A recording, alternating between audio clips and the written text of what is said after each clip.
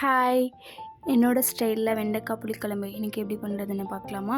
ஒரு சட்டியில் 2 கரண்டி நல்லெண்ணெய் ஊற்றி நல்லெண்ணெய் நல்லா சூடானதுக்கப்புறமா கடுகு உளுந்து போட்டுக்கோங்க. கடுகு உளுந்து நல்லா பொரிஞ்சதுக்கப்புறமா ஒரு கை சின்ன வெங்காயம், ஒரு கொத்து கருவேப்பிலை போட்டு நல்லா வதக்கிக்கோங்க. இந்த டைமில் நான் ஒரு பெரிய வெங்காயத்தை அரைச்சி சேர்த்துக்கிறேன். இதோட பச்சை வாடை போகிற அளவுக்கு நல்லா வதக்கிட்டு 5 பல் பூண்டு சேர்த்துக்கோங்க. 2 தக்காளியை அரைச்சி சேர்த்துப்போம். 1 ஸ்பூன் மிளகாத்தூள், 1 ஸ்பூன் மல்லித்தூள், கொஞ்சமாக மஞ்சத்தூள் சேர்த்து நல்லா வதக்கி விடுங்க. இப்போ நான் ஒரு நெல்லிக்காய் சைஸ் புளியை ஊற வச்சு கரைச்சி வச்சுருக்கேன். அதையும் இதில் சேர்த்துட்டு கொஞ்சமாக உப்பு சேர்த்துட்டு ஒரு 5 நிமிஷம் கொதிக்கட்டும். இந்த ஸ்டேஜில் நமக்கு கட் பண்ணி வச்சுருக்க வெண்டைக்காய் இதில் ஆட் பண்ணிவிட்டு தேவையான அளவு தண்ணி ஊற்றி மூடி போட்டு ஒரு 10 நிமிஷம் வேக வச்சு எடுத்துப்போம். ஃபைனலாக கொஞ்சமாக வெல்லத்தை ஆட் பண்ணி இறக்கிட்டீங்க அப்படின்னா சூப்பரான டேஸ்டியான வெண்டைக்காய் புளிக்குழம்பு ரெடி.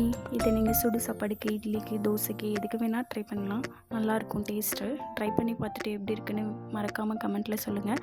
நாளைக்கு இன்னொரு ரெசிபியில் பார்க்கலாம். பாய்.